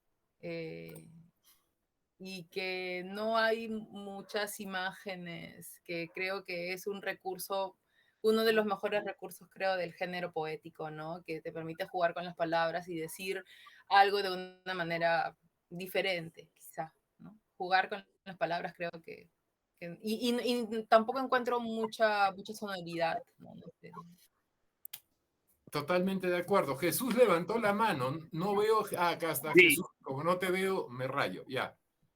Ok, bueno, de mi punto de vista veo el uso excesivo de lugares comunes como las palabras como miedo, amor, sueño, lágrimas, etcétera, en el poema. Como dijo la compañera que habló previamente, estoy totalmente de acuerdo con ella, es un lenguaje muy trillado, muy común y no hay algo novedoso en el poema. Creo que Daniela se ha emocionado. Es que me ha gustado, de hecho, lo trillado que es, creo. Interesante. Sí. Interesante. Les voy a explicar por qué es interesante lo que dice Daniela. Le ha gustado lo trillado que es. ¿Tienes conciencia del por qué o no? O sea, me podría poner a justificar porque me gusta lo trillado, pero no creo que lleguemos muy lejos si empiezo a hacer eso. Bueno, el texto tampoco, así que no te preocupes. Claro, algo tipo pop art en la poesía. Claro, o sea, no sé, siento que a veces, me gusta la no pretensión de mucha solemnidad o virtuosidad en la escritura, ¿no? Entonces creo que esto tiene, o sea, por decirlo románticamente, como mucho corazón y ritmo, pero es efectivo, o sea, efectivamente conmueve. Es efectivo. O sea, teniendo todo eso trillado. Creo que hasta es efectivo porque es trillado. Considerando lo que dice Jesús, no hay trabajo de imágenes, considerando lo observado por Úrsula, podría ser hasta un texto lineal, no hay un trabajo. ¿Y ustedes cómo se imaginan al autor, a la autora o autore de este texto? Hagamos un ejercicio, con eso me van a entender perfectamente lo de parapoesía. Yo considero que es un hombre. Un hombre. Actual, sí, moderno, sí. Un hombre moderno, contemporáneo, tuyo. Sí, contemporáneo, sí. Sí, contemporáneo. Ya. María Talía, tú eres artista visual, no sé, tus ojos que ven más allá de lo evidente, ¿qué podrían revelarnos? ¿Cómo te lo imaginas? ¿Le imaginas? No sé por qué me imagino a una tipo chibola, algo Una así. chibola. Como que sí, bien, bien intensa, como que hormonal, esa onda. Siento que yo escribiría algo así, como fácil a mis 15. Ajá, sí. Y acá Alejandra agrega un acosador, pero me gustó, quiero deshacerte el desamor. Si a mí alguien me escribe esto, yo sí la demando o lo demando por acoso. Eso es lo primero que observé en el texto. Pero ¿saben qué? Laboratorio ha levantado la mano, eso ya es una cuestión paranormal. Ah, eres tú, ya no, me asusté.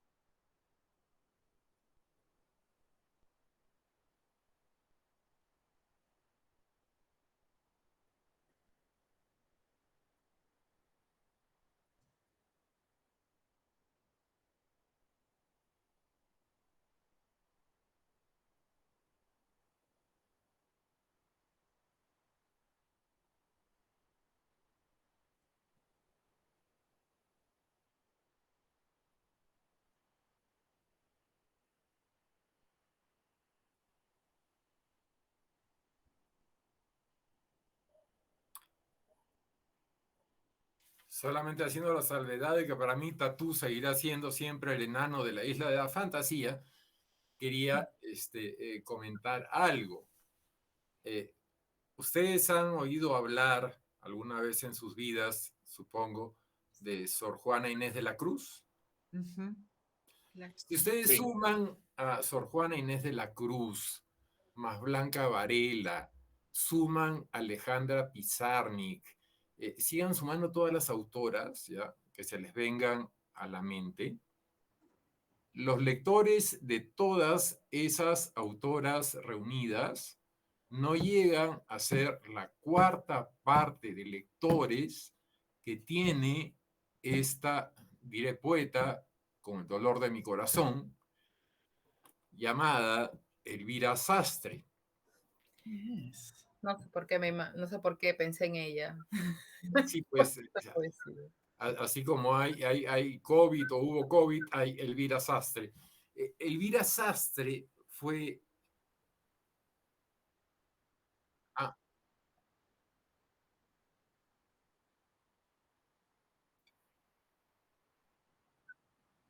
así es, en todas las estaciones de los metros madrileños está la cara de Elvira Sastre. De pronto, si tú te vas y hablo de un barrio cutre como el barrio de Chueca, un barrio rojo, barrio gay, están todos, o sea, todos los grafitis que te puedas imaginar, pero está Elvira Sastre.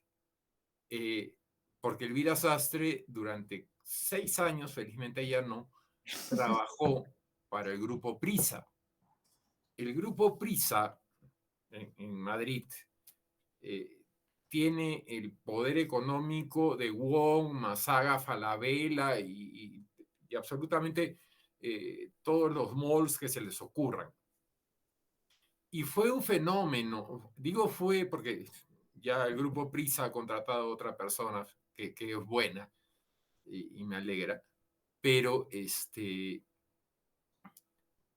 lo que generó la aparición de Elvira Sastre fue la creencia, sobre todo en la juventud española, la creencia de que escribir era fácil. O sea, como ella puede escribir así y ser una musa puta o la más puta de las musas, o sea, lo que sea que dijo, parte de las inversiones, porque estoy hablando de mercado, del grupo Prisa fueron destinadas a la organización de slam poetries. Los slam poetries conocidos y que llegaron incluso a Arequipa con el nombre de Pelea de Gallos eran eventos muy parecidos a Esto es Guerra, en donde aparecían 2 poetas y había un árbitro. Entonces, por ejemplo, leía Daniela. Daniela leía su poema, el árbitro decía entonación, gesto, ademán, profundidad, sentido. Después leía María Talía, sí, lo mismo, posición, tono, sentimiento.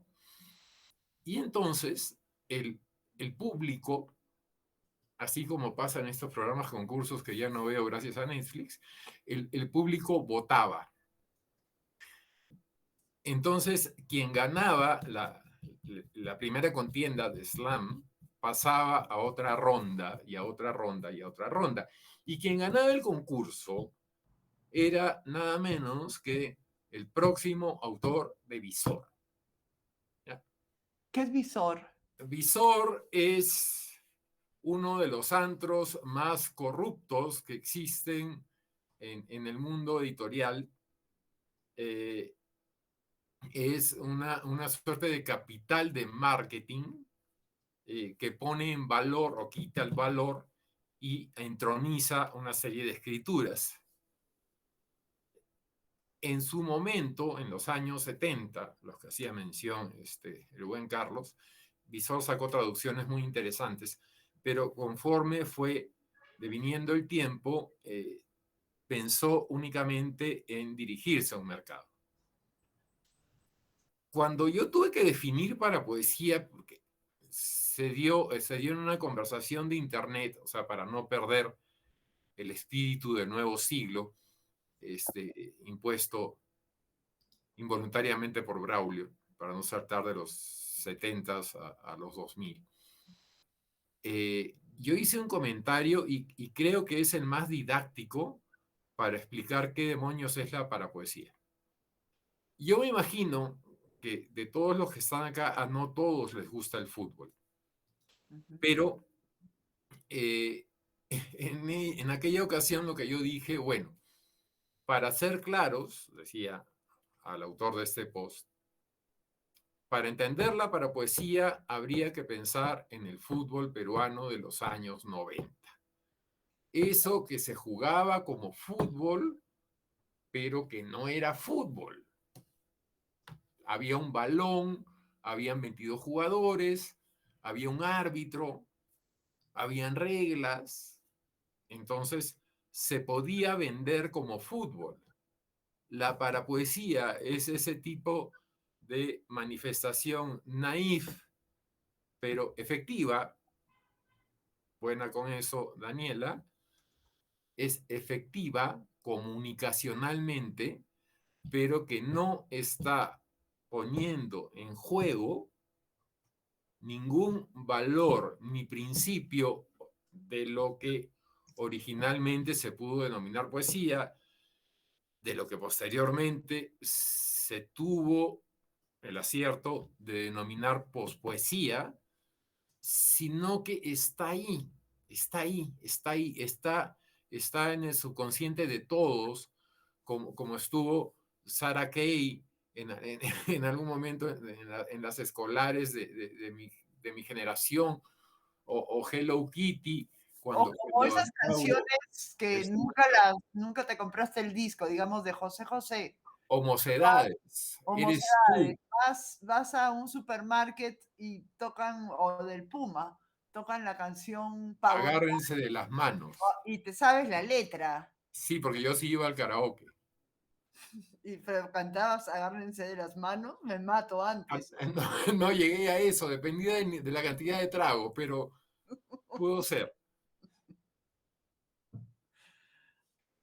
No me estoy bajando de nivel, porque lo que dice Alejandra del Puma, mi padre cantaba mucho al Puma, Yo cosa lo que amo ahora, a mi porque me trae padre. recuerdos. No. Al Puma y a José José, pero en su época, o sea, cuando me parecían asquerosos. Era terrible, pues. O sea, imagínate a José José en el Bauhaus, eso era peor que un golpe de Estado. Entonces, esas cosas que están ahí que nos mueven, ya citáramos edades, creo que también es otro referente, creo que nos enmarcan, sin olvidar el fútbol peruano de los 90, en esto que se nos hace creer que puede hacer cualquiera, pero que sin embargo no es. Y el hecho de que lo pueda hacer cualquiera, porque yo sí pienso que lo puede hacer cualquiera, lo convierte en una textualidad que puede ser reproducible infinitas veces. Yo puedo coger el poema Desastre, yo le pongo mire, el poema Desastre, eso no, porque es un verdadero desastre, pero si yo le pongo un crepúsculo, ¡guau!, funciona. Si yo digo, no, nuevo meme, Juan Salvador Gaviota, otro icono del pasado, voy a poner 3 gaviotas en el Océano Pacífico y ¡pum! Quiero ser tu musa puta, no sé lo que decía, pero ¡juá! Funciona. Y yo le puedo poner el paisaje o el dibujito que quiera y va a seguir funcionando. Pero eso ni siquiera podría considerarse como una creación genuina, sino como un extraordinario aparato mercadotécnico. Acá veo que María Luz nombra a Marwan, que es otra cosa terrible. Una de las cosas más horrendas, busquen en Google, fue cuando se juntaron Elvira Sastre con Marwan, con Jorge Drexler, ¿Por qué? ¿Por qué Jorge le hizo eso? con Rosalén. Rosalén. Se juntaron en un baño en Madrid y escribieron un texto colectivo a raíz de la pandemia. Quien leía eso, les aseguro, se enfermaba inmediatamente. O sea, yo leía eso en el baño y gritaba, oh, COVID, ven a mí. Pero lo pueden encontrar, se los iba a poner, pero me pareció muy cruel. Lo pueden encontrar ahí. Entonces, hay una serie de productos que son totalmente mercadotécnicos que nunca van a poder tener esa condición de poesía, pero que funcionan así. ¿Te acuerdas, Braulio, del pelotudo que ganó el premio y estaba conversando con Azahara, que muchos pensaron que era un bot, ¿sí? No sé. Sí.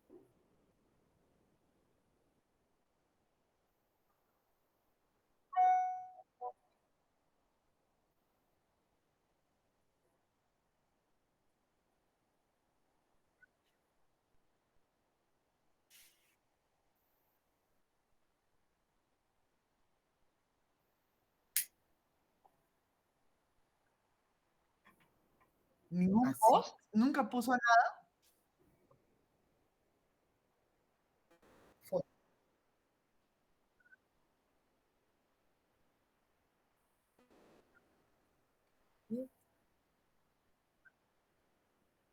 Hubo una investigación, hubo una investigación policial, porque fue policial en Venezuela, porque hubieron ciertas pistas que indicaban que el autor era venezolano. Y yo me he olvidado del nombre del autor también, me ha costado mucho olvidarme. Sí. Yo me quedé en las pesquisas venezolanas, porque era, ¿cómo era el apellido? ¿Botiel?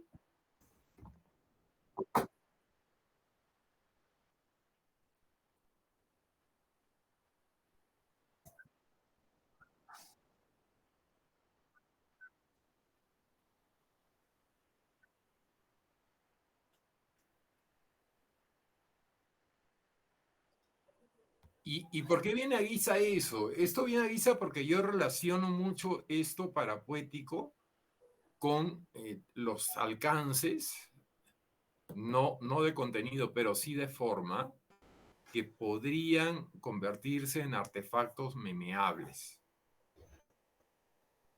Entonces, Este poema, ¿sabes también a qué me hace acordar? Porque, digamos, José José, el Puma, me parece que tienen mucho más valor. literario, Sí, claro. o incluso me parece esa canción de Roberto Carlos, quiero ser tu almohada de príncipe, o sea, quiero. Claro, es una anáfora constante. Fíjate que puedo hacer un análisis literario de Roberto Carlos, que es una sucesión de metáforas, en donde sí hay un trabajo. Y perdonarán que nos pongamos populares, pero si yo pienso en las letras que cantaba Rafael, cuyo autor no recuerdo, es uno de los letristas más notables que pueden haber. No se trata de decir que todo tiempo pasado fue mejor ni nada por el estilo, no hemos llegado a esos momentos todavía, en 10 años tal vez. Bueno, Pero, un poco, ¿ah? pero cuidado, o sea, Sí, cuidado con todos los gatos por liebre que se comienzan a traficar a través de esta plataforma, ¿no? Jesús en algún momento hablaba del abandono del lenguaje o de una crisis del lenguaje. No, el lenguaje no ha dejado de estar en crisis. Y justamente aquello que cuestiona al lenguaje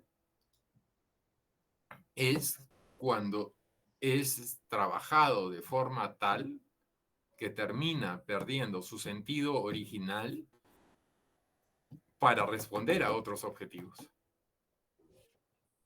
Es sintomático que las peores cosas que se hayan escrito, esto que les estoy diciendo a ustedes, se lo he dicho en su cara a cada uno, por eso no tengo la conciencia sucia. O sea, si yo pienso en La Desastre, si yo pienso en Marwan, si yo pienso en su patriarca, que fue su maestro y su adalid, por cierto, muy querido en Arequipa, que es el español Luis García Montero, que merece absolutamente todo mi desprecio, no por su condición de poeta, sino por cómo amañó el mercado, premios. Es un escándalo. Creo que Fujimori tiene menos delitos que García Montero.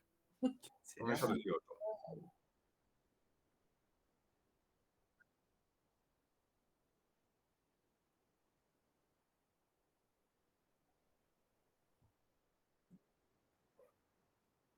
¡Oh! Es el director del Instituto Cervantes. El mismo que viste y calza. Chuch.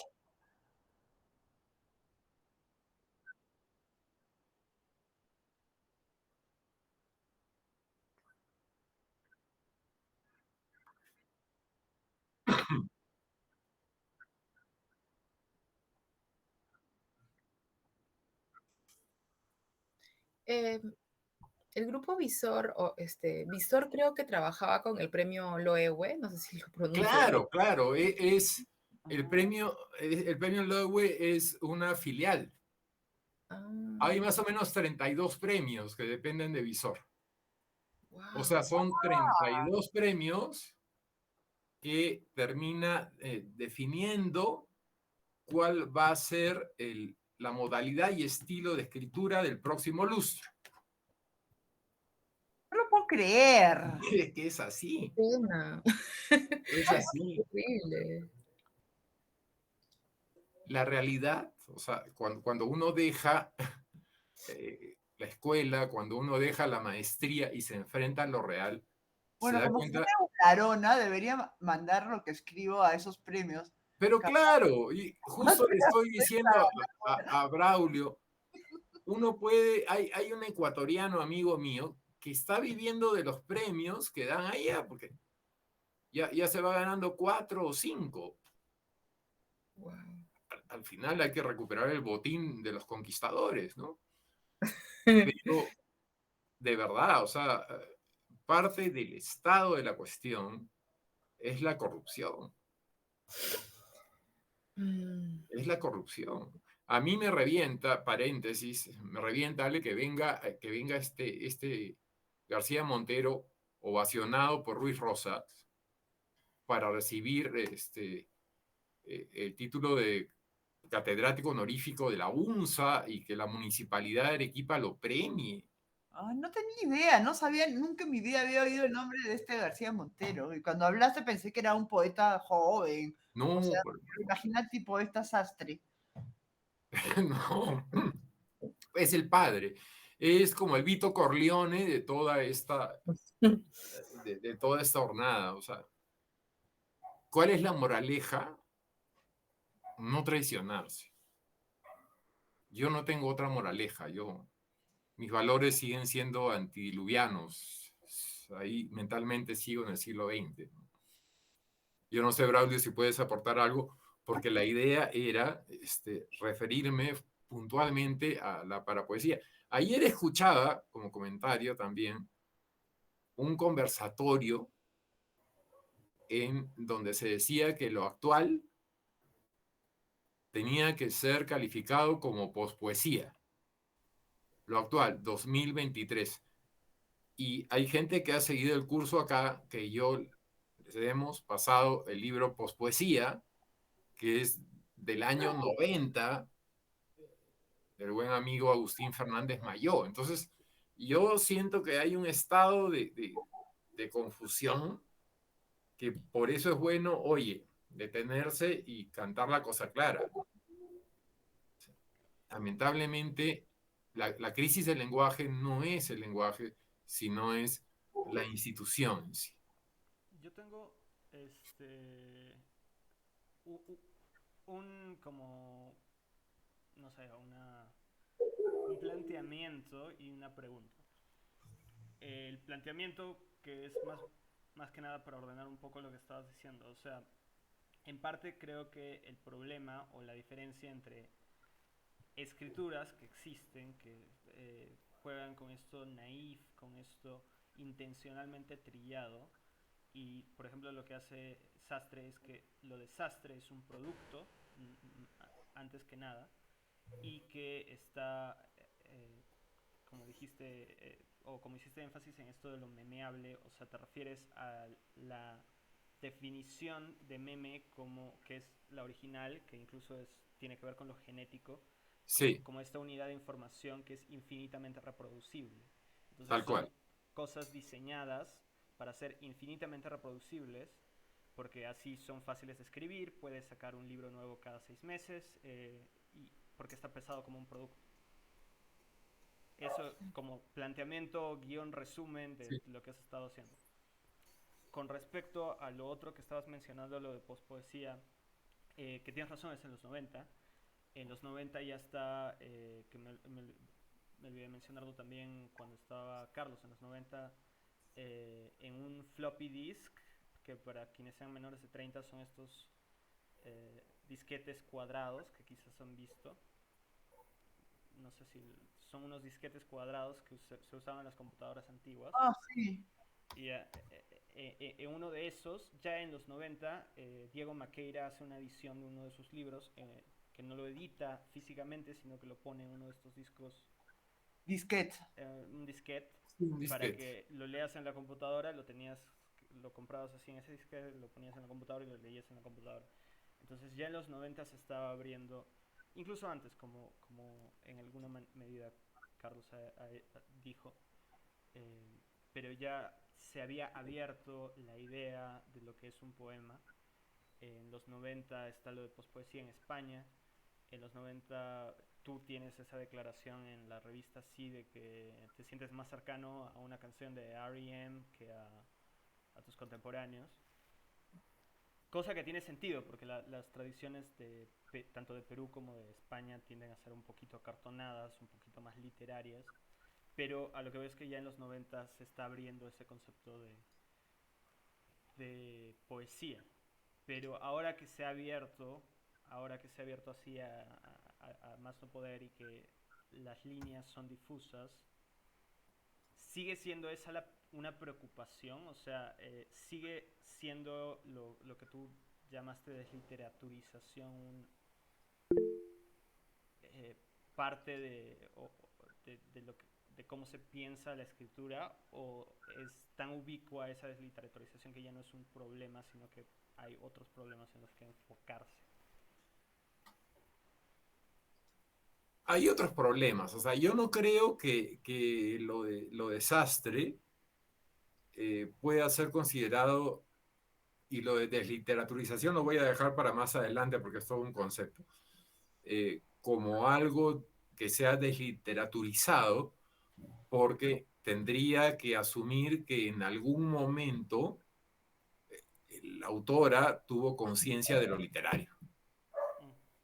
Acá no hay conciencia de lo literario, acá seguimos hablando de toda esta onda tardo-adolescente, que es el imperio del like, ¿no?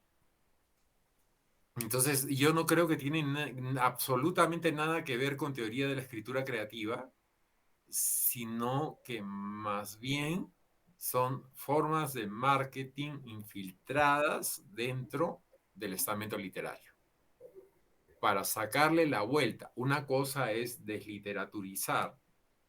Yo puedo decir, sí, el señor Carlos Cosiña desliteraturiza su escritura en la medida que apuesta por un lenguaje científico, lo dijo él, no me lo estoy inventando yo, y todos los ejemplos que aparecieron alrededor de la conversa con Carlos. Ahí sí, ahí hay una voluntad de ruptura con algo que podría estar resultando insuficiente o estanco, lo literario. Pero eso es otra cosa que no tiene nada que ver con lo literario. No tiene nada que ver con nada, ni con mocedades, o sea, Sino con el mercado, porque está consumido. con el mercado. Única y exclusivamente con el mercado.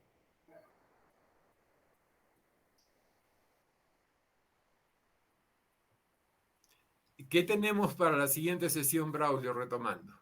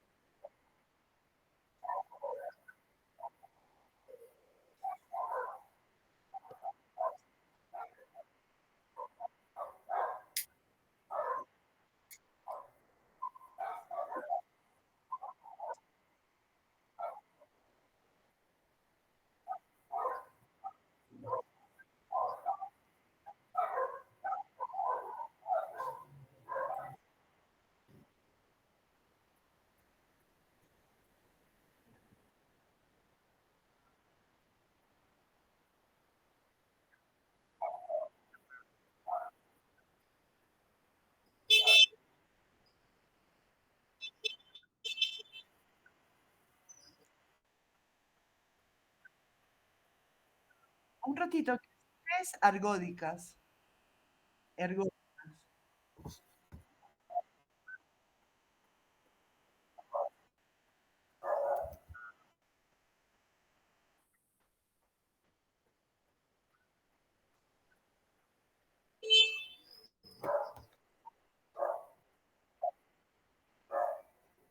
Ok. El I Ching.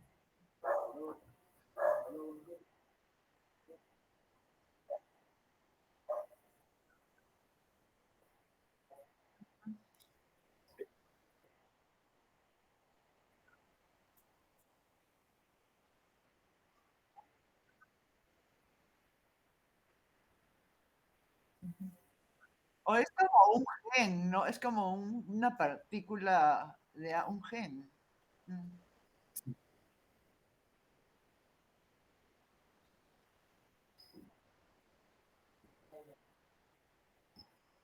Y que suma todo.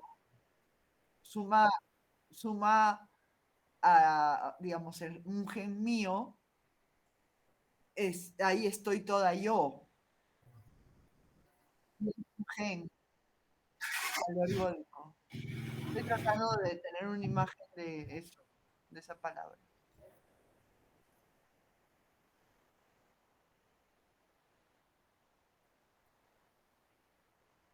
Exacto. Ahora, para el orgódico también es importante considerar que la existencia del orgódico depende de la participación activa del lector, ¿no? Que pasa a convertirse en un actor que hace posible que la obra exista a través de la mediación.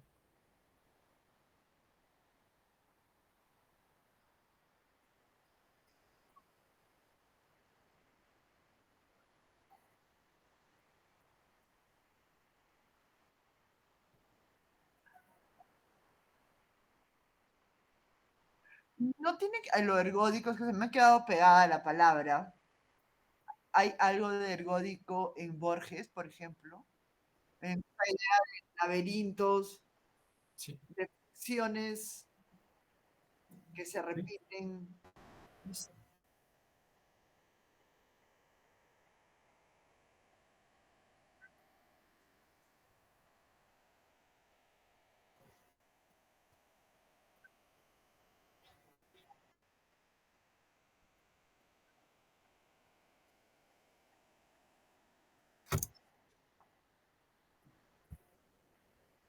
Es que ocurre.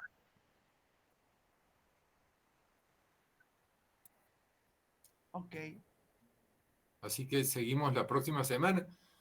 Yo me quedé esperando que si tuvieran alguna consulta, falta, inquietud, escríbanos. Tienen a Braulio, no sé en qué red lo tendrán.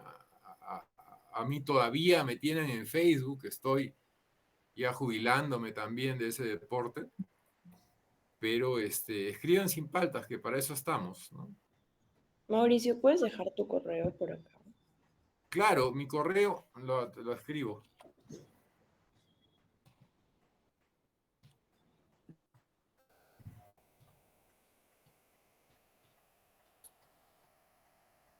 Uy, ¿no salió? No.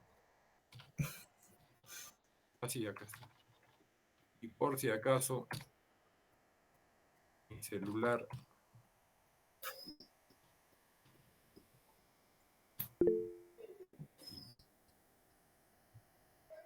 Así se generan vínculos, que es distinto de contactos. Bueno, yo sí me despido. Ya saben que yo soy esposo devoto y me gusta esperar a mi esposa en la puerta.